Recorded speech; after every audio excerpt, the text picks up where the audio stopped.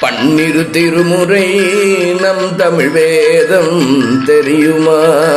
தெரிந்து பதிகங்களை நாளும் ஓதி வந்தால் துன்பங்களும் தொடருமா?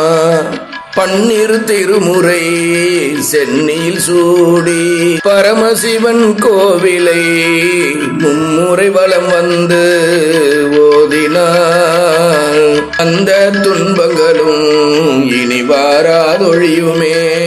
குழம்பாது மனமே நயம்படவோது நாளும் உடனே தீரும் முன் குறைகள் யாவும். பன்னிரு திருமுறை நம் தமிழ் வேதம், நம் தமிழ் வேதம். பன்னிரு திருமுறை, பன்னிரு திருமுறை நம் தமிழ் வேதம், நம் தமிழ் வேதம். பன்னிரு திருமுறை.